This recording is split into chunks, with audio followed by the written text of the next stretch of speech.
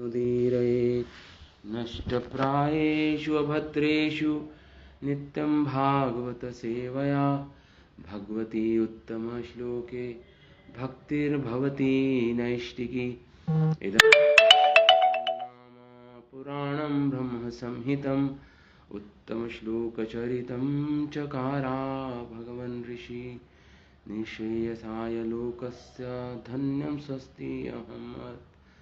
जय श्री कृष्ण चैतन्य प्रभु नित्यानंद श्री अद्वैत गदाधर शिवासादि गौर भक्त वृंद। हरे कृष्णा कृष्ण कृष्ण हरे हरे, हरे राम राम राम हरे हरे। ओम सहना भवतु सहनं भुनक्तु सह वीर्यं करवावहे तेजस्विनावधीतमस्तु मा विद्विषावहे। ओम शांति शांति शांति। ओम। तो आज हमारा विषय 10वें स्कंद का 15वां अध्याय चौथा श्लोक है। कल भगवान ने हरे कृष्णा प्रभु। हाँ प्रभु, रिकॉर्डिंग चेक कर लीजिए। हाँ। तो कल धेनुकासुर का वध हुआ, धेनुकासुर का उद्धार हुआ भगवान ने, लेकिन प्रमुख रूप से तो बलराम जी ने ही धेनुकासुर को मारा। प्राइमरी मतलब मुख्यतः भगवान थे, बलराम जी थे और गौण रूप में कृष्ण थे इस लीला में। तो इस प्रकार भगवान ने अपना ऐश्वर्य दिखाया, बलराम जी ने, भगवान कृष्ण ने। जो धेनुकासुर के परिवार जन थे उनका वध किया भगवान कृष्ण ने जब वो आक्रमण करने आए। हाँ, उसके बाद अनेक मनुष्यगण भील जाति के, उन्होंने वो फल खाए ताड़ वृक्ष के, क्योंकि रक्त से सने हुए थे। वहां पे देह पड़ी धेनुकासुर और उसके परिवार वालों की मृत देह। इसके कारण गोप वृंद ने तो खाया नहीं, लेकिन भील जाति के मनुष्यों ने और पक्षियों ने और पशुओं ने खाया वो ताड़ के वृक्ष के फल। अब भगवान ऐसी अनेक लीलाएं संपादित करके ब्रज के वनों में अब भगवान लौट रहे हैं ब्रज की ओर। कृष्णा कमलपत्राक्षः पुण्यश्रवण कीर्तना स्तूयमानो अनुराग गोपै साग्रजो व्रजमाव्रजत्। कृष्ण कमलपत्राक्षः, भगवान जिनकी लोचन, जिनके नेत्र कमल दल की तरह हैं। कृष्ण कमलपत्राक्षः पुण्यश्रवण कीर्तनः स्तूयमानो अनुगैर गोपे। और उनके पीछे पीछे जो भगवान के गोप सखा हैं वो भगवान के कीर्तन गा रहे हैं। भगवान की अनेक लीलाएं जो भगवान ने संपादित की ब्रज में, उनको गीतों के रूप में पिरोकर भगवान की कीर्ति का यशोगान करते हुए आ रहे हैं। साग्रजो व्रजमा आव्रजत, और भगवान बलराम जी के साथ हैं। सा अग्रजो ब्रजम, भगवान ब्रज में प्रवेश कर रहे हैं, ब्रज की ओर आ रहे हैं। ब्रजम आव्रजत तम गोरज कुंतल। गोरज मतलब गऊओं के खुर से उठी हुई जो धूल है वो भगवान, कुंतल मतलब भगवान की जो, कुंतल मतलब जो केश हैं, केश की जो कुंतल हैं, बहुत सुंदर लग रहे हैं भगवान के केश, घुंघराले केश। गोरज से शूरित है, मतलब गोधूली से भगवान के केश, घुंघराले जो केश हैं, कुंतल मतलब जैसे आप जुल्फे कह सकते हो, भगवान के जो केश हैं वो बहुत सुंदर लग रहे हैं। बद्ध भरहवः, भगवान ने सुंदर मयूर पंख धारण कर रखा है।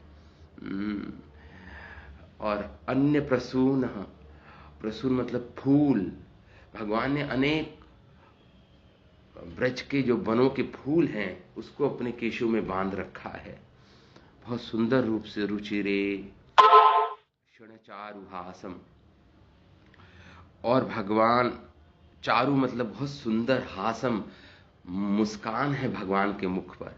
तो इसमें भगवान के रूप माधुरी का वर्णन कर रहे हैं सुखदेव गोस्वामी श्लोकों के द्वारा, रूप माधुरी का वर्णन कर रहे हैं भगवान के।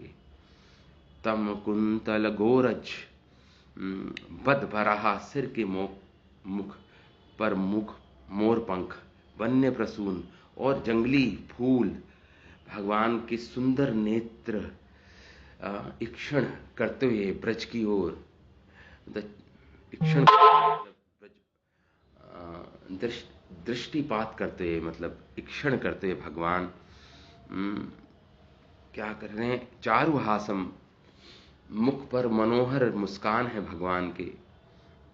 रुचिर, वेणुम, और वेणु बजा रहे हैं, वेणु का स्वर, वेणु बजा रहे हैं, क्वंतम बजा रहे थे। अनुगए, और भगवान के पीछे पीछे सारे ग्वाल बाल अनुगए, वह भी अनुगीतम कीर्ति, भगवान की कीर्ति का यशोगान करते हुए। दिद्रक्षितः, उनके दर्शन हेतु क्या हुआ? गोप्यः दृशः, गोप्य मतलब गोपियां बहुत उत्सुकता से प्रतीक्षा कर रही थी कब कृष्ण आएंगे संध्या के समय। देखिए, ये गोपाष्टमी के दिन ये लीला हुई है। वो प्रथम दिन था जब भगवान गौओं को चराने गए थे वनों में, गोपाष्टमी के दिन।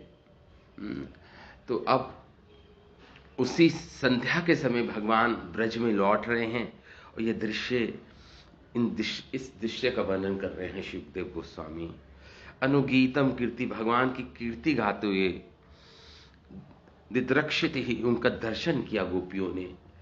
गोप्या, उनका दर्शन कर रहे हैं भगवान के, इस सुंदर दृश्य छवि का दर्शन कर रहे हैं भगवान के संध्या के समय। दृशा समेता, समेता मतलब संवेता, संवेता मतलब इकट्ठा सब, संवेता भक्त वृंद की जय हम कहते हैं ना। संवेता मतलब सब इकट्ठी, गोपियां सब इकट्ठी हो गई, अपने अपने घर से दौड़ के आई, इकट्ठी हुई सारी गोपियां। संवेता, और भगवान को देखने लगी।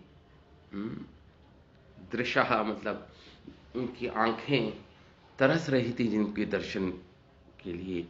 उन गोपियों ने भगवान की ओर देखा। दृशः संवेतः अभ्यगमनः, और सब अपने अपने घरों से बाहर दौड़ के आई।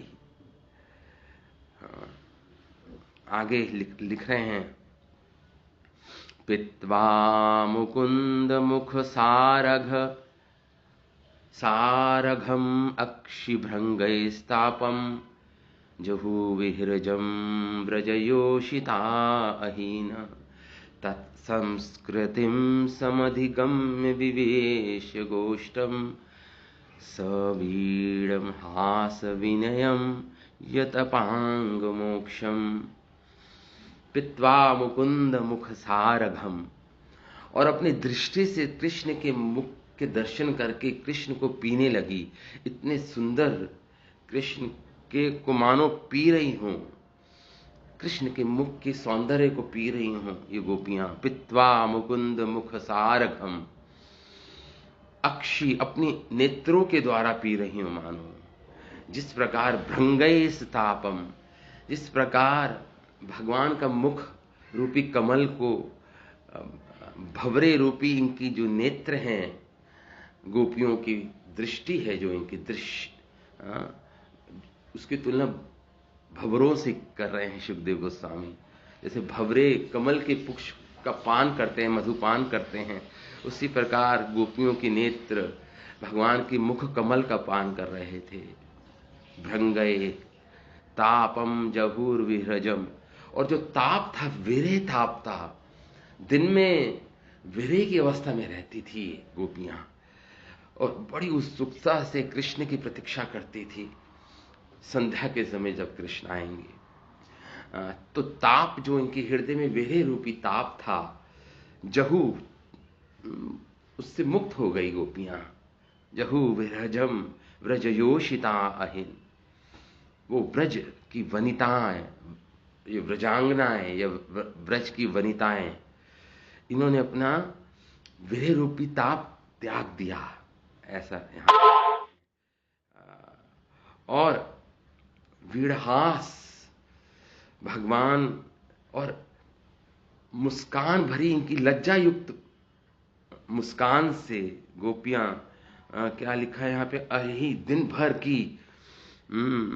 भर की जो विरह रूपी ताप था उसको त्याग कर आगे लिख रहे हैं, जुहु वृषयोत अहिन दिन भर की तत्संस्कृतिम समधिगम्य विशेष गोष्ठम। संस्कृतम संस्कृतिम कह रहे हैं यहां पर, मतलब कि जो ब्रज गोपियां थी, जो अपने नेत्र रूपी जो भंवरों से भगवान के दर्शन कर रही थी, भगवान के मुख का पान कर रही थी, पित्वा ताप जहू तत् सवीड़ हास मतलब लज्जा भरी हंसी थी गोपियों के मुख पर, लज्जा से युक्त थी गोपियां, और हंस मतलब मुस्कान थी विनय युक्त होकर, विनयम।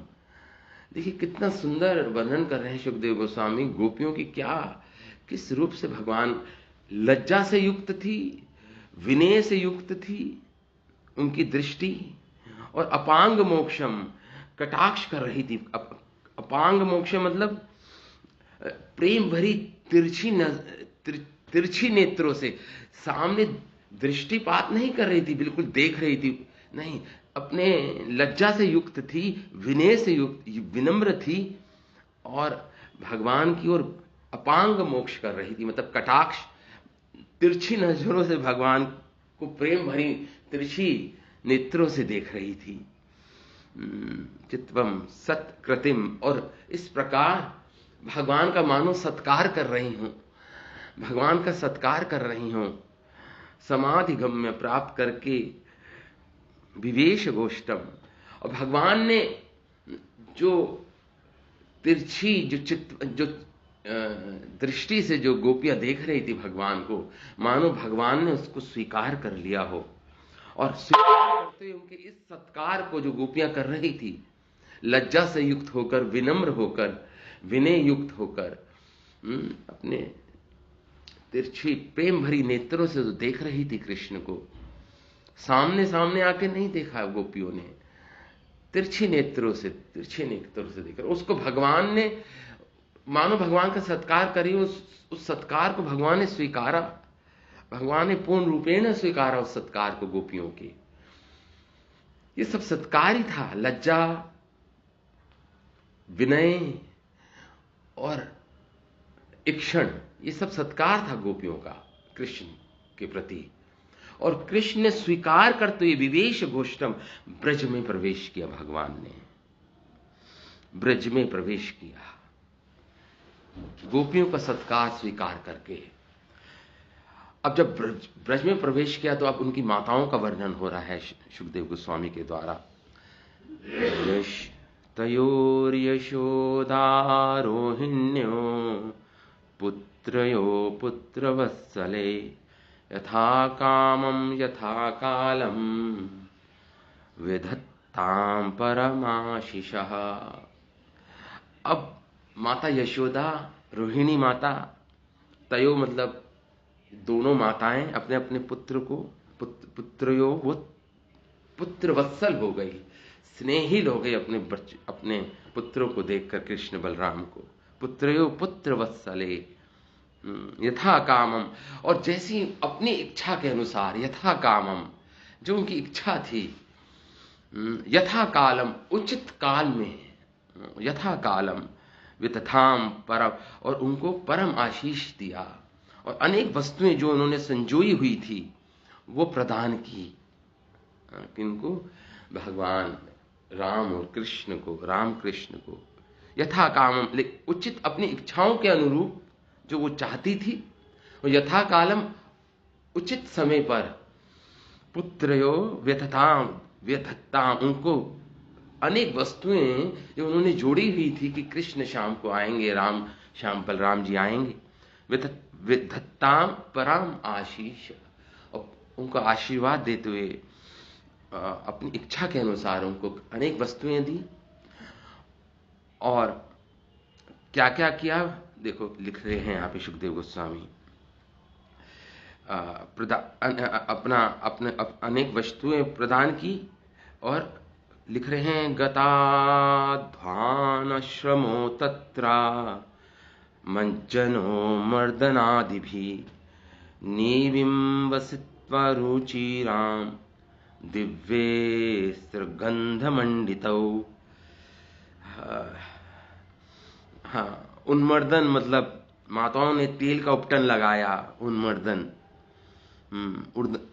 मतलब माताओं ने तेल का उपटन लगाया, आदि भी, और आदि लगाकर मज्जन मतलब स्नान कराया, तेल का उपटन लगा के स्नान कराया कृष्ण बलराम को।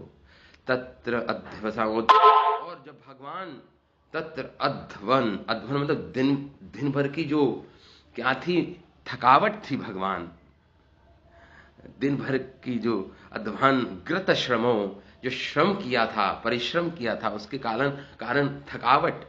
देखिए इस लीला में भगवान, लीला वैसे तो भगवान अश्रम है, अश्रम मतलब जिनको कभी थकावट नहीं होती, लेकिन क्योंकि लीला कर रहे हैं तो अब भगवान क्या बने हैं, श्रम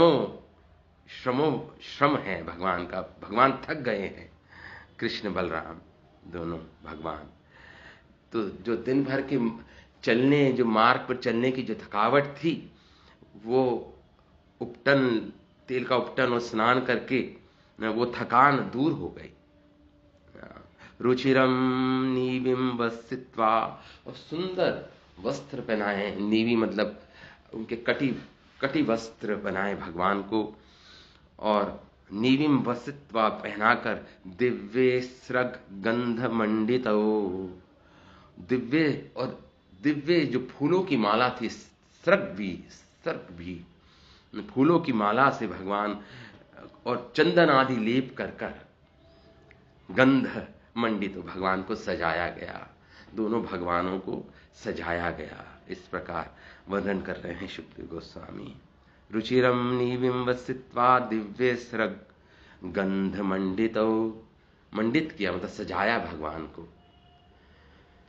जननी, आगे लिखे हैं, जननी उपहृतम प्राश्रये स्वादु अन्नम प्राश्य उपललित लालितौ, और जननी उपहृतम, अब माताओं ने भोजन परोसा, प्रसाद परोसा कृष्ण भगवान राम कृष्ण को, प्राश्य है स्वाद अन्नम, स्वादिष्ट स्वादु अन्न परोसा, उपलालितो, बड़े लाड़ दिखाया, उनका चुंबन किया, मस्तक का लाड़ दिखा रही हैं रामकृष्ण को। लालित बड़ा लाड़ता दिखा रही हैं, मतलब बड़े प्यार से, बड़े लाड़ प्यार से। उपलालितो संविष्य वरशय्यायाम, और तो प्रसाद परोसा, बड़े लाड़ के साथ उनको प्रसाद उनको खिलाया, और संविष्य वर शय्यायाम, और फिर दोनों भाई कृष्ण बलराम शैया पर, फूलों की सेज पर, शय्यायाम सुखम शुष्पतु व्रजे, दोनों भगवान सुषुप्त मतलब दोनों भगवान नींद दोनों सो गए, बड़े सुखपूर्वक सोए। अब इसका अर्थ आगे हमारे आचार्य जन बताएंगे। संविष्य लिटा दिया, वरशय्यायाम, और बड़े सुखपूर्वक शिशुपतु भगवान सो गए, दोनों भगवान सो गए। ये सुखदेव गोस्वामी वर्णन कर रहे हैं इस दृश्य का।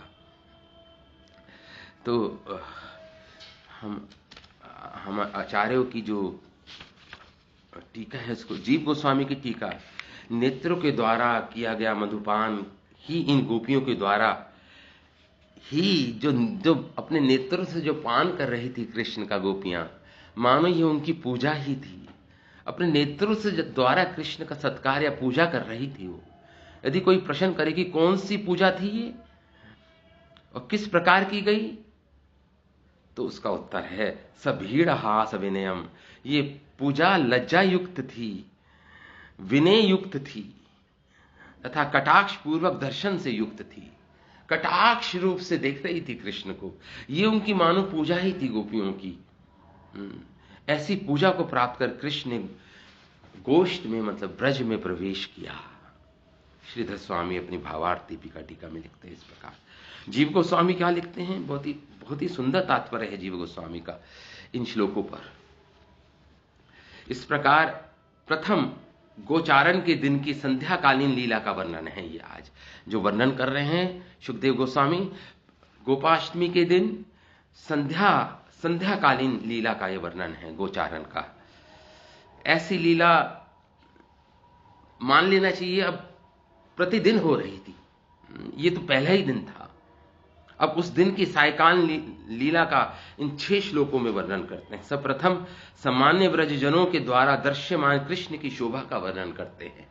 तो पहले श्लोकों में तो कृष्ण की शोभा का वर्णन हुआ ना। कृष्ण कहने का अभिप्राय क्या है? कृष्ण शब्द जब सुखदेव गोस्वामी कृष्ण शब्द प्रयोग में ला रहे हैं तो इसका अर्थ है कि कृष्ण वह हैं जो आकर्षण करते हैं सबको। अब उनकी विशेषता बताते हैं। वे कमल दल के समान नेत्र से युक्त थे। उनके नेत्रों के कोने क्या थे? लाल छवि के कारण सुंदर थे भगवान के। अपांग, उनके अपांग मतलब जो नेत्रों के जो कोने होते हैं भगवान के लाल है ना, तो इसलिए सुंदर थे। वे विशाल रूप में फैले हुए होने के कारण बड़े आकार वाले भगवान के नेत्र कमल दल के तरह हैं। इससे किशोर अंश की अभिव्यक्ति हो रही है। मानो भगवान अभी तो पोगंड अवस्था में हैं, मानो अब किशोर अवस्था में भी आने ही वाले हैं, इस बात का संकेत मिल रहा है। हाँ, वह कृष्ण पुण्य श्रवण कीर्तन है, जिनके कीर्तन जो कीर्तन करने योग्य हैं, यशोगान करने योग्य हैं। इस विशेषण, जब पुण्य श्रवण कीर्तन ये विशेषण है, भगवान के सभी सद्गुण और सत्कर्मों के कारण उनका महात्मा ही प्रकट हो रहा है भगवान का। इसे नंद बाबा और संतों के द्वारा श्रवण करने से उन सभी की हृदय की व्याकुलता शांत हो जाती है। इसलिए पुण्य श्रवण कीर्तन, उनकी हृदय ज्वाला शांत हो जाती है जब उनका श्रवण करने से, भगवान कृष्ण की यशोगान सुनने से दिखा है। और उन सभी के हृदय की व्याकुलता शांत हो जाती है एवं परीक्षित तुम जैसे लोगों के चित्त को उल्लास प्राप्त होता है। सुखदेव गोस्वामी मानो कहना चाह रहे हैं, परीक्षित तुम जैसे संतों के हृदय को उल्लास प्राप्त होता है, ये सूचित होता है। इस प्रकार स्वरूप शोभा का दर्शन कराया सर्वप्रथम सुखदेव गोस्वामी ने इन शब्दों के द्वारा। भगवान के स्वरूप माधुरी का दर्शन कराया। अब भगवान आगे आवरण की शोभा का वर्णन कर रहे हैं कि वह सखाओं के द्वारा, भगवान सखाओं के द्वारा घिरे हुए हैं। गोपियां भी आ गई और भगवान के जो सुंदर केश हैं, जिन गोप कुमारियों ने बाल्यावस्था प्राप्त कर ली है, उनके द्वारा देखे गए कृष्ण का वर्णन करते किशोरियों में अनुराग उत्पत्ति हुई। इस बात को 2 श्लोकों में सुखदेव गोस्वामी वर्णन कर रहे हैं। तम गौरजहा, वे गोपीगण कृष्ण के दर्शन के लिए इकट्ठी हो गई एवं दर्शन के स्थान पर पहुंच गई। यहां ईक्षण शब्द का अर्थ है अवलोकन। ईक्षण मतलब अवलोकन, मतलब दृष्टिपात। दृष्टिपात तो नहीं कहेंगे, दृष्टिपात का तो मतलब है सामने सामने देखना, और लेकिन यहां पे ईक्षणपात बोलेंगे। ईक्षणपात मतलब तिरछी नजरों से देखना, ये ईक्षणपात बोलते हैं इसको। गोरज से युक्त भगवान का सुंदर मयूर पंख, वन पुष्प से युक्त केशों का दर्शन कृष्ण के ऊपर के भाग की शोभा का वर्णन है। हाँ, रुचिर नेत्र चारु मुस्कान। रुचिर नेत्र है भगवान के सुंदर नेत्र, कोनों में और लालिमा है कोनों में भगवान के नेत्रों में। चारु मुस्कान है, सुंदर मुस्कान है भगवान के मुख पर, और वेणुवाद कर रहे हैं भगवान। ये कितना सुंदर, ये सारे भगवान के सौंदर्य का वर्णन है, रूप माधुरी का वर्णन है। रुचिर नेत्र चारु मुस्कान और वेणुवाद का व्याख्यान और कर रहे हैं आप। यद्यपि श्री कृष्ण ने वन्य वेश श्रृंगार भी धारण कर रखे हैं, परंतु इन्हीं वस्तु का केवल गायन करना इसलिए हुआ कि सायंकाल में वन से लौटते समय इन वस्तुओं की कुछ विशेष शोभा है। श्री कृष्ण के द्वारा यद्यपि वेणुवादन स्वभावता ही है, फिर भी विशेष रूप से ये इन महाभाव स्वरूपा व्रज कुमारियों को हर्षित एवं आनंदित करने के लिए ये भगवान वेणुवाद कर रहे थे, इन गोपिकाओं के लिए। परंतु गाये गीत में जो मधुर भाव एवं प्रेम प्रार्थना आदि अर्थ है, उनकी ओर सखाओं का ध्यान नहीं है। अब जब भगवान जो माधुर्य प्रकट कर रहे हैं और जो प्रेम प्रार्थना हो रही है वहां पर, उस पर सखाओं का ध्यान नहीं है। वो तो हंसते खेलते कृष्ण हैं साथ, बस यही उनके लिए बड़ा धैर्य की बात है। यहां कृष्ण के बड़े भाई बलराम जी का वर्णन नहीं है आते हुए। क्यों नहीं है? क्योंकि अब गोपियां देख रही हैं भगवान की ओर, इक्षणपात कर रही हैं। तो बलराम जी तो गुरु रूप है, तो गुरु रूप होना, उपस्थित होना ये उपयुक्त नहीं है। तो बलराम जी तो अलग जो गोप जन थे उनके साथ जाकर बैठ गए। लेकिन यहाँ पे जो वर्णन सुखदेव गोस्वामी जी के द्वारा किया जा रहा है, इसमें बलराम जी कहीं नहीं दिख रहे हैं, क्योंकि वो अलग चले गए थे। इस प्रकार अनुपयुक्त होगा बलराम जी का, क्योंकि गुरु रूप है ना बलराम जी, तो इसलिए उनका इस दृश्य में उनकी अनुपयुक्त मानी जाएगी वो। अथा बलदेव छल से दूर हो गए और गुरुजनों के साथ जाकर मिल गए ब्रज में। इस समय उनके बड़े भाई होने का भाव ही प्रबल हो गया था, ऐसा प्रतीत होता है। श्री कृष्ण का ब्रज आगमन होने वाला है, इसका निर्धारण करने गोरज श्रुति ही 3 श्लोकों में 3 विशेषण दिए गए हैं।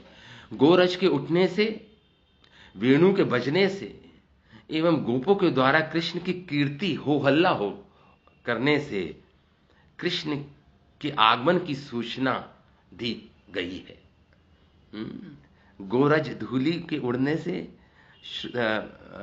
वेणुवाद से, और गोप सखा भगवान की कीर्ति गा रहे हैं, इससे कृष्ण के आगमन की सूचना मिल रही है। वह गोपिका गुण कृष्ण को देखने की इच्छुक नेत्रों से युक्त होकर सामने आ गई। यही समझना चाहिए कि पहले तो इन गोपियों में ये शंका हुई, श्याम गाय चराने के लिए दूर गए हैं, उन्हें कहीं विविध कष्ट तो नहीं हो रहा है वहां के पत्थरों से, कांटों से, भूख से, असुरों से, अथा पहले की अपेक्षा और अधिक उत्कंठा से युक्त हो गई थी गोपियां, और गोपालन करते हुए उन्हें बहुत काल विलंब हो गया, तब आगमन हो रहा है।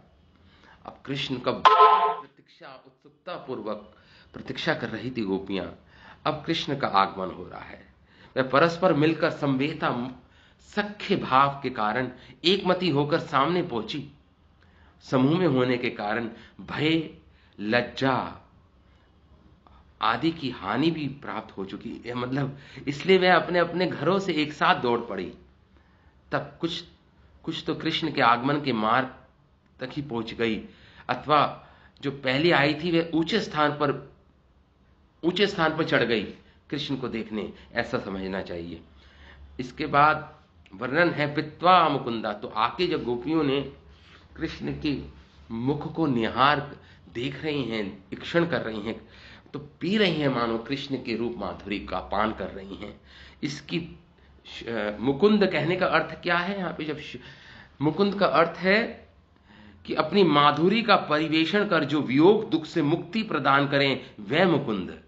मुकुंद मतलब मुक्ति प्रदान करने वाले वो मुकुंद। तो मुक्ति क्या है गोपियों की? जो विरह ताप से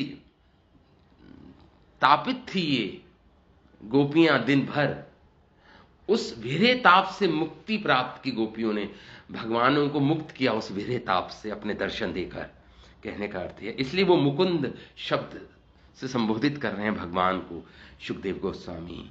अथवा जिनके मुख में कुंद के समान दंतावली विराजमान है वो मुकुंद। कुंद कुंद कुंद कुंद के समान भगवान की जो दांत हैं, दंतावली हैं, वह कुंद के समान है, इसलिए मुकुंद भी भगवान को कहा जाता है। उनके मुख कमल की मधु को सारगम गोपियां नेत्रों रूपी भंवरों से पान करके विरह ताप दूर करती हैं। मानो कृष्ण के सौंदर्य में परम आसक्ति के कारण वह गोपियां नेत्र मात्र होकर कृष्ण का अतिशय दर्शन करने लगी। यहां पर इस प्रकार जिन पर गोपियों की दृष्टि भंवरे के समान बार बार मंडराती हैं, इससे व्रज वणिता मतलब गोपांगनाओं गणों में उनके दर्शन की उत्कंठा विशेष प्रकट होती है। इन शब्दों से दिन में उन्होंने कृष्ण का दर्शन किया, इससे ज्ञात होता है कि रात्रि में, दिन में उन्होंने कृष्ण का दर्शन किया, इससे ज्ञात होता है कि रात्रि में तो विरह ताप का अभाव था। अब रात्रि में विरह ताप का अभाव था, लेकिन दिन भर तो ताप था। अब संध्या के समय वो ताप दूर हुआ उन गोपियों का, क्योंकि व्रजेंद्र नंद बाबा के जब नंद भवन में प्रवेश करते हैं व्रजेंद्र नंदन, तो उस समय तो केवल जो नंद भवन के जो निवासी हैं वही भगवान के दर्शन कर पाते हैं।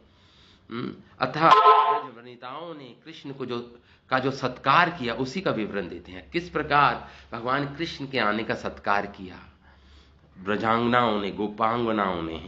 गोपियों का लजाते हुए मुस्कान सहित सकटाक्ष अवलोकन तथा उसमें भी विनय विद्यमान था। अर्थात गूढ़ प्रिय के प्रति यही व्यवहार उचित हो सकता है, जिसमें लज्जा हो। देखिए, अपने प्रेमी का जो सत्कार आप कैसे कर सकते हैं, उनको विनय विद्यमान था, मतलब कहने का लज्जा और हास्य सहित विनय प्रकट किया जाए। जब लज्जा हो, हास्य हो और विनय भी हो, विनय मतलब विनीता बन गई, ये व्रज विनीता बोलते हैं इसलिए इनको, ये तात्पर्य हुआ। यहां जिस सत्कार का वर्णन किया है वह कैसा है, इसका उत्तर देते हैं सकटाक्ष दर्शन रूप। ये तात्पर्य हुआ इन व्रज नेताओं के द्वारा किए गए कटाक्ष मोक्ष। कटाक्ष मोक्ष का अर्थ है कटाक्षपात, तिरछी नजरों से जो भगवान को दिखा।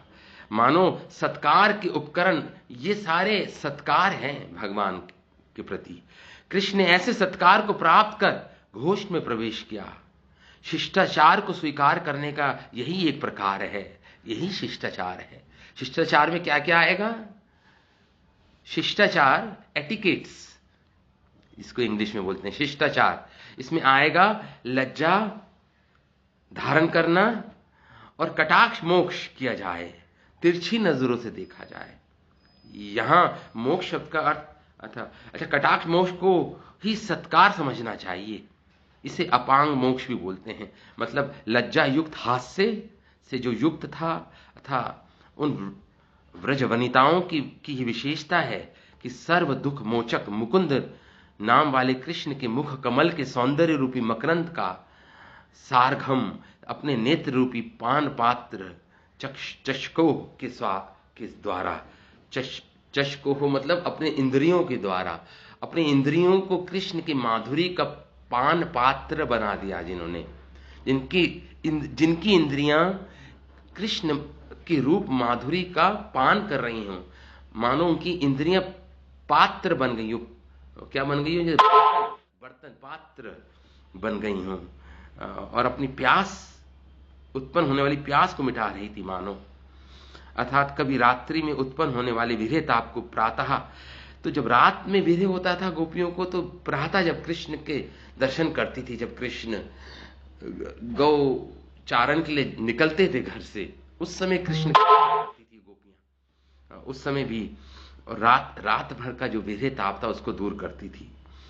तो गोपियों के द्वारा किया गया अपना सम्मान माना और गोष्ठ के अंदर निज गृह में प्रवेश किया भगवान ने। ये भगवान ने इसको सम्मान के रूप में लज्जा, हास्य और विनीता मतलब विनम्रता से युक्त ये जो दर्शन किए गोपियों ने भगवान के, उसको भगवान ने अपना सम्मान माना, सत्कार, भगवान ने उसका सत्कार स्वीकार किया।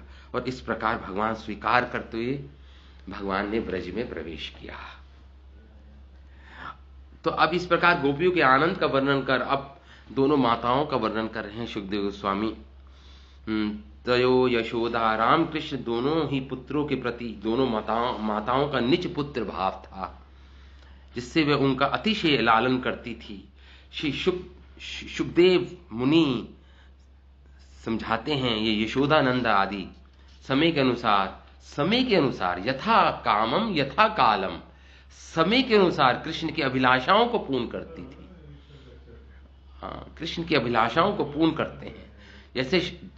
जैसे शरद ऋतु आदि में अथवा सायकाल का समय जैसे शास्त्र विधि में वर्णित है, वैसे मंगलाचरण करते थे, जैसे शास्त्रों में दे रखा है। उसी प्रकार माता यशोदा और रोहिणी मंगलाचरण करते हैं। यथा कामम यथा कालम, ये दो शब्द का प्रयोग हो रहा है। यथा कामम का तात्पर्य है कभी पुत्रों की ओर, कभी स्वयं की इच्छा के अनुसार मंगल कार्य करती थी। कभी तो जैसे कृष्ण इच्छा करते थे, राम इच्छा करते थे, या फिर स्वयं अपनी इच्छा के अनुसार उनका भगवान का मंगल कार्य करती थी। तो यथा कामम, कभी इच्छा की और कभी काल की प्रधानता के अनुसार मंगल कार्य करती थी। जो काल, उचित काल में भगवान को प्रसाद देना, उचित काल में। तो यहां पे कभी परम उत्कृष्ट उपभोग सामग्री को भी संपादित करती हैं। ये दोनों माताएं पुत्र वत्सला हैं। इससे सूचित हुआ कि सबसे पहले पुत्रों को गोदी में लेकर उनका आलिंगन, चुंबन, कुशल प्रश्न ठीक होना, दोनों इस प्रकार उनकी कुशलता प्रश्न करना एवं उनके सभी अंगों को निरीक्षण आदि करती हैं। सारे अंगों को निहारती हैं दोनों माताएं, उनका आलिंगन करती हैं, उनका चुंबन करती हैं, उनकी कुशलता के बारे में पूछती हैं भगवान राम कृष्ण, उनकी दोनों माताएं, और उनके सभी अंगों को बड़े निरीक्षण हो देखती हैं, जैसे इंस्पेक्शन कर रही हो अंग प्रत्यंग को, भगवान के सुंदर अंगों को उनकी माताएं। इस प्रकार इतना सुंदर वर्णन कर रहे हैं यहाँ पे सुखदेव गोस्वामी। श्री यशोदा एवं रोहिणी ने जैसे कृष्ण बलराम को आशीर्वाद प्रदान किया हो, वर्णन करते हैं। गता ध्वाम श्रमो मतलब श्रम का भाव होना ही अश्रम है। भगवान के अंदर श्रम नहीं है, भगवान कभी श्रम अनुभव नहीं करते। श्रम मतलब थकावट अनुभव नहीं करते, लेकिन क्योंकि अभी नरलीला कर रहे हैं भगवान, इसलिए श्रम युक्त हो गए भगवान लीला शक्ति ने भगवान को श्रम युक्त कर दिया, मतलब थका दिया भगवान। थकावट भगवान ऐसा जता रहे थे, कितने थके हुए हैं भगवान। अतः अब कुछ क्षणों तक विश्राम लीला करने पर मार्ग का श्रम दूर हो गया। माताओं ने उपटन लगाया, स्नान कराया। आदि शब्दों से, आदि मतलब उपटन लगाया, स्नान कराया, और आदि शब्द आया है। आदि का अर्थ है बाल संवारना, जल से धोना आदि क्रियाओं को समझना चाहिए। अब यहां पे जब सुखदेव गोस्वामी वर्णन कर रहे हैं तो क्रमबद्ध वर्णन नहीं कर रहे हैं। यहां पे तेल का उपटन को बाद में उसका वर्णन किया, स्नान को पहले कर दिया। क्यों? क्योंकि प्रेम की अधिकता है सुखदेव गोस्वामी में, इसलिए क्रमबद्ध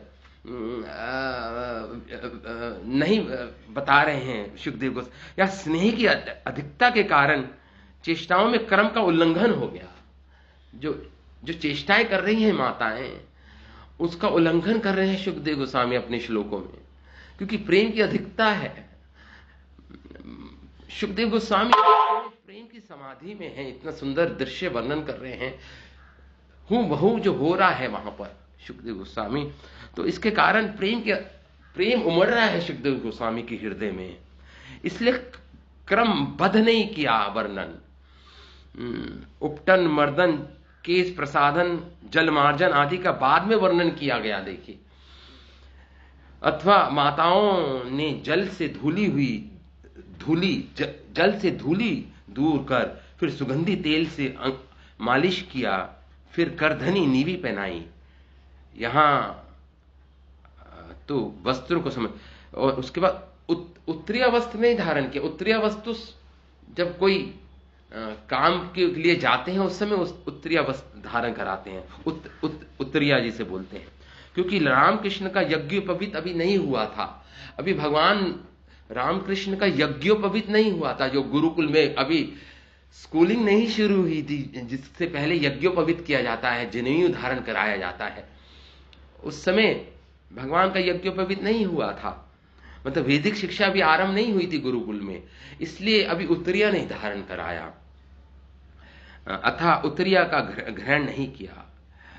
अब आभूषणों का नाम इसलिए नहीं लिया गया, यहां पे जीव गोस्वामी लिखते हैं, सुखदेव गोस्वामी ने आभूषणों का नाम इसलिए नहीं लिया क्योंकि वस्त्र आदि की तरह वह आभूषण मैले नहीं हुए थे, इसलिए आभूषण जीवों की त्यों थे आभूषण, उनको नहीं बदला गया। प्रातः काल के समय आभूषणों का आधिक्य होता है, प्रातः काल के समय, तो सायकाल में नहीं होते आभूषणों का कोई महत्व। माताओं के द्वारा परोसे हुए भोजन को सुखपूर्वक खाकर उनके द्वारा तांबूल और मुखवास अर्पण कर देने पर सुख गोष्ठी करते हुए मस्तक को सूंघकर उन दोनों को लाड़ किया, उपलालितो, यह सब व्रज में हुआ, अर्थात व्रज के अच्छा, जैसे पद्म पुराण में उत्तरखंड में वर्णन आता है, दीपों से सुशोभित रम्य सुखदाई उस श्रेष्ठ भवन, मतलब नंद भवन में अनेक पुष्पों से घिरी हुई विचित्र शैया पर श्री हरि शयन करते हैं, जैसे नारायण शेष शैया पर शयन करते हैं। ऐसा वर्णन पद्म पुराण में आता है उत्तरखंड में। जीव गोस्वामी उसको कोट कर रहे हैं यहाँ पे। तो दिव्य शैया पर बैठकर अपने शरीर को फैलाकर कृष्ण स्थित हुए। इससे ज्ञात होता है कि उन्हें रास क्रीड़ा करने के लिए जाना है, अतः नींद में कुछ विलंब हो रहा है भगवान को। सुख शयन का अर्थ है सखा एवं दासों के द्वारा तांबूल समर्पण किए जा रहे हैं, चमर ढुलाए जा रहे हैं एवं चरण कमलों को दबाना, परिहास गोष्ठी, गीत गान एवं आदि सुख प्रकार के द्वारा सेवा की जा रही है भगवान की। इसे बोलते हैं सुख शयन। जब इसका मतलब भगवान को तांबूल समर्पण हो रहा है, चामर ढुलाया जा रहा है, भगवान के चरणों को दबाना, परिहास करना, परिहास गोष्ठी, गीत गान आदि सुख प्रकार के द्वारा भगवान की सेवा की जा रही है। जीव गोस्वामी का ये सुंदर तात्पर्य है। तो बता रहे हैं विश्वनाथ चक्रवर्ती ठाकुर का तो तात्पर्य है, वो तो बिल्कुल ही जैसे रूपक बोलते हैं। रूपक मतलब जो उसको मैं आगे तो इस प्रकार विश्वनाथ चक्रवर्ती ठाकुर के जो तात्पर्य है वो थोड़ा सा रसिक तात्पर्य है। इसको हम नहीं पढ़ेंगे। उनका चित्त अनेक प्रकार से माधुर्य में का अनुभव किया। तो आप आगे पढ़ते हैं, हम आगे के श्लोकों में। व्रज वनिताओं ने दिन की भीरताप को त्याग दिया। ये व्रज गोपिकाएं कौन हैं? ये गोपिका गणों ने अपांग मोक्ष किया, मतलब इक्षण किया। ऐसी महाभागवती गोपिकाएं, इनका अपांग मोक्ष ही कृष्ण के लिए प्रसिद्ध सर्वोत्तम भेंट है। अपांग मोक्ष का मतलब ये हो गया तिरछी नेत्रों से देखना, सामने दृष्टि नहीं से देखना, आंखों में आंखें डालकर नहीं देखना। अपांग मोक्ष का मतलब तिरछी नजरों से, मतलब इक्षण पात करना, ये यहां पे बता रहे हैं। तो इसके बाद इस प्रकार कार्तिक गोपाष्टमी के दिन लीला वर्णन की समाप्ति कर, गोपाष्टमी के दिन ये लीला हुई, तो उसके बाद प्रत्येक दिन ऐसे ही लीला होती थी। उसके बाद इसी वर्ष के ग्रीष्म ऋतु, अब गर्मियां आ गई, ग्रीष्म ऋतु के दिन अब एक लीला का वर्णन प्रारंभ कर रहे हैं यहाँ पर शुकदेव गोस्वामी। गर्मियां आ गई हैं। आज कृष्ण बलराम जी के बिना ही गए हैं, वन विहार किया है भगवान ने, गौओं गोचारण के लिए गए हैं। गर्मी का समय है, ग्रीष्म ऋतु आ गई है। तो आज बलराम जी नहीं गए। क्यों? क्योंकि उस दिन उनका जन्म नक्षत्र था बलराम जी का, वो नक्षत्र जिसमें बलराम जी का जन्म हुआ था। तो जन्म नक्षत्र के कारण आज बलराम जी घर पे ही रुक गए। माता रोहिणी ने उनको घर पे ही रोक लिया। आज कृष्ण के साथ गोचारण, ग्वाल बालों के साथ गोचारण करने के लिए नहीं गए बलराम जी। गर्मी का समय, ग्रीष्म ऋतु थी, इससे पता लगता है कि आज बलराम जी का नक्षत्र दिवस था।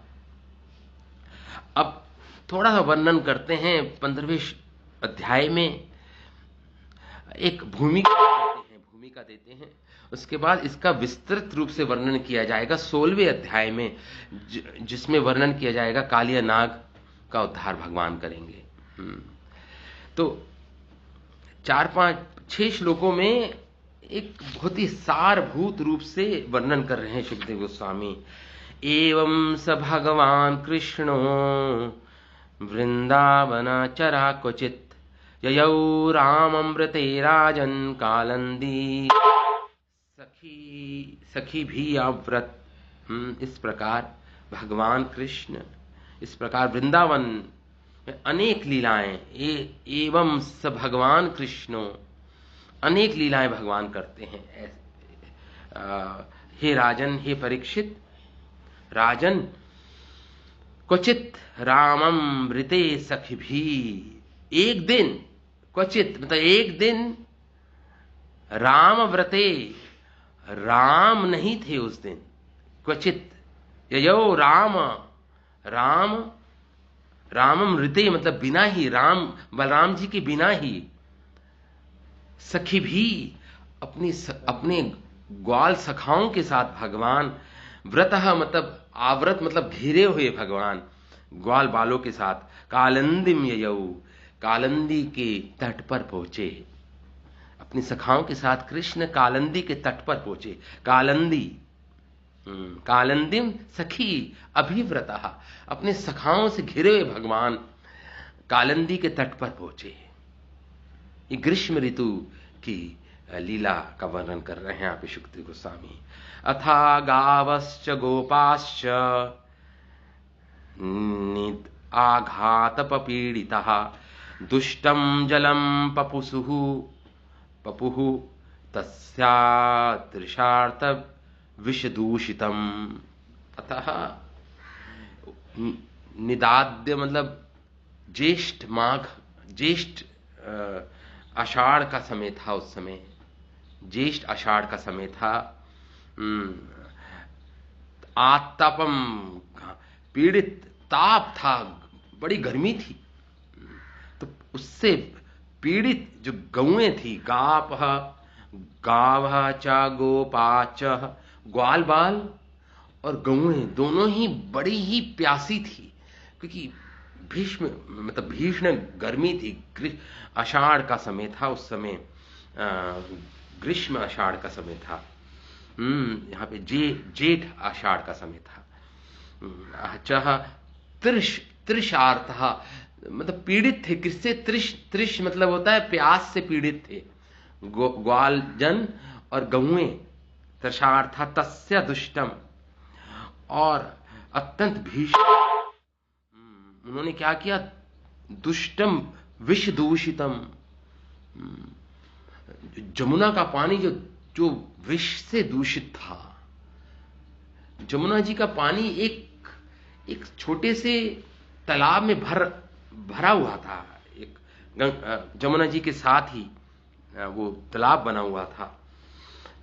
दुष्टम अत्यंत भीषण विष दूषितम विशेला जलम पपुहु। ग्वाल बालों ने, गऊओं ने पी लिया वो पानी जो विष से दूषित था। वो विष से दूषित था। पपुहु मतलब पिया उन्होंने, ग्वाल बालों ने और गऊओं ने। कुरुद्वाहा, आगे लिख रहे हैं, आगे बोलते हैं सुखदेव गोस्वामी, कुरुद्वाहा करके कह रहे हैं, हे परीक्षित, हे कुरुनंदन, निपेतु तत् विषांभ, विषैले जल का स्पर्श पाकर देव, देव योग से मतलब भाग्यवश, देव योग से, चेतसः उपरहितः, उनकी जैसे उन्होंने वो विष से मिला हुआ वो जल पिया जमुना जी का, चेतसः उपरहतः सर्वे, तो चेतना से विहीन हो गए, मतलब मूर्छित होकर गिर पड़े सब, चेतना से विहीन हो गए, उपहत हीन होकर, सर्वे सलीला अंते, यमुना के तट पर, सलीला अंते यमुना के तट पर, व्यसवः, व्यसवः मतलब प्राणहीन होकर सारे ग्वालजन निपेतहु गिर गए। दूषित जल का पान करने के कारण, जो विष से दूषित था, उस जल का पान करने के कारण सभी निष्प्राण होके भूमि पर गिर पड़े जमुना जी के तट पर। हे परीक्षित, आगे बोल रहे हैं, विक्ष्यतान वै तथा भूतान कृष्णो योगेश्वर ईश्वरः, इक्ष्या अमृत वर्षण्या स्वनाथान समजीव्यत। जब भगवान ने देखा कि ग्वाल बाल और गौएं निष्प्राण होकर भूमि पर गिर गए, तो भगवान जो योगेश्वरों के भी योगेश्वर हैं, ऐसा करके कृष्ण योगेश्वर ईश्वर, वो कृष्ण जो योगेश्वरों के भी ईश्वर हैं, इक्षया देखा, दृष्टिपात किया उन्होंने गौओं पर और अपने ग्वाल सखाओं पर, इक्षण अमृत वर्षण्या, मानो दृष्टिपात करके उन पे अमृत का छिड़काव किया हो भगवान ने, अमृत छिड़का हो भगवान ने, केवल देखा भगवान ने, दृष्टिपात किया। और दृष्टिपात का अर्थ पता, अमृत वर्षण्य मानो अमृत की वर्षा, अमृत का छिड़काव किया हो। स्वनाथान, जो उनके नाथ थे भगवान, ब्रज ग्वाल सखाओं के, गौओं के नाथ थे, स्वनाथान, जिनके नाथ थे भगवान कृष्ण, जो सनाथ थे, अनाथ नहीं थे, सनाथ थे, जिनके नाथ थे भगवान, जो पूर्ण रूप से आश्रित थे भगवान पर। समजीवयत, जीवित होकर खड़े हो गए सब, गौएं जीवित हो गई। भगवान ने दृष्टि मात्र से दृष्टिपात करके जीवित कर दिया गौओं को और ग्वाल सखाओं को। समजीवयत ते संप्रतित समृत्या समुत्थाय जलांतिकान, जब सब खड़े हो गए, स्मृत्य चेतना जब वापस आ गई, स्मृत्या संप्रतीत, जब प्राप्त कर ली, पुनः अपनी चेतना वापस प्राप्त कर ली ब्रज जनों ने, गौओं ने, और जल अंतिका, जमुना जी के तट पर हो रही है ये लीला। समुत्थाय, समुत्थाय मतलब उठ गए, सब के सब उठ गए। समुत्थाय सर्वे परस्परम, और एक दूसरे को देख रहे हैं, गऊ एक दूसरे को देख रही हैं, ग्वाल सखा एक दूसरे को देख रहे हैं, देखने लगे। सुविस्मिता, बड़े आश्चर्यजनक दृष्टि से देख रहे हैं एक दूसरे को। आसन, और अत्यंत आश्चर्यचकित हुए सबके सब। उनको लगा, उनको मानो प्रतीत हो रहा था कि वो तो मूर्छित हो गए थे, मानो उनको वो अनुभव था उनको। तो एक दूसरे को देख रहे हैं, हम पुनः जीवित हो गए, बड़े आश्चर्यजनक रूप से एक दूसरे को देख रहे हैं। आसन हुए उस प्रकार। राजन ततः अन्वंस तथा तत्राजन गोविंदा अनुग्रहेक्षितम पित्वा विषम परे तस्या पुनरुत्थान आत्मनः। सुखदेव गोस्वामी वर्णन करते हैं, हे राजन, हे परीक्षित, सुखदेव गोस्वामी कह रहे हैं, तथा अनुभव, और उन्होंने यही माना, अनवमंसतः, मतलब उन्होंने ये माना सारे गोपजनों ने कि विषम, हमने तो विषैला पित्वा, हमने तो विष पी लिया था, दूषित था ये, और परितस्य, हम तो मर चुके थे, हम तो मर गए थे उसको पी के, विषैला विष से युक्त वो जल को पी के हम तो, लेकिन गोविंद अनुग्रह, गोविंद ने हमें प्रेम से, अपनी कृपा से, अपने प्रेम भरी दृष्टि, इक्षितम, दृष्टि पड़ने के कारण, आत्मनः पुनः उत्थानम, हमने पुनः अपना जीवन प्राप्त किया। आत्मना, हमें पुनः उत्थानम, कृष्ण ने अपना कृपा पूर्वक अनुग्रह युक्त दृष्टिपात करने से हमें पुनः जीवित कर दिया, हमें जीवन प्राप्त हुआ।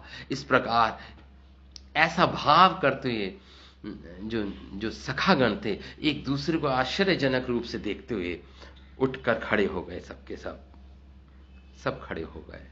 तो इस प्रकार ये संक्षिप्त रूप में तुरंत ही स्मृति प्राप्त हुई उनको। इस प्रकार स्मृति प्राप्त हुई कि कृष्ण ने अनुग्रह करके हमें जीवित किया, तो भली भांति प्रकार से स्मृति प्राप्त हुई। इस प्रकार संप्रतीत स्मृत्य हो गए। वो संप्रतीत स्मृत्य शब्द आया है। संप्रतीत मतलब पूर्ण रूपेण, सम्यक रूप से, कंप्लीटली स्मृत्य, अपनी स्मृति वापिस आ गई उनको, और मतलब चेतनावान बन गए, जीवन युक्त हो गए, जीवन को प्राप्त किया, उत्थानम। इस प्रकार समय हो गया है, तो हम कल भगवान की कालिया नाग की जो लीला है, कालिया नाग को किस प्रकार भगवान ने उसका अहंकार, उसका दर्प कालिया नाग का दूर किया, तो कालिया नाग किस प्रकार भगवान का भक्त बना, ये हम कल इसकी चर्चा करेंगे। आज हम यहीं पे विराम देते हैं इस कथा को। तो आज गोपाष्टमी की संध्या वेला के समय भगवान का सुंदर वर्णन किया है सुखदेव गोस्वामी ने, और उसके तुरंत बाद ग्रीष्म ऋतु का वर्णन की एक लीला जो ये हुई है, गर्मियों के समय भगवान कालिया नाग का दमन करेंगे, उसका उद्धार करेंगे कालिया नाग का, और उसको अपनी भक्ति प्रदान करेंगे कालिया नाग को। ये आगे वाले श्लोकों में, आगे वाली लीलाओं में सब विस्तार से वर्णन करेंगे सुखदेव गोस्वामी। तो आज हम यहीं पे खत्म करते हैं, पुनः कल उपस्थित होंगे एक कालिया दमन की लीला को लेकर। श्रीमद् भागवतम महापुराण की जय, शिला व्यास मुनि की जय, शिला सुखदेव गोस्वामी की जय, शिला प्रभुपाद की जय। निताय गौर प्रेमानंदे। हरि हरि बोल।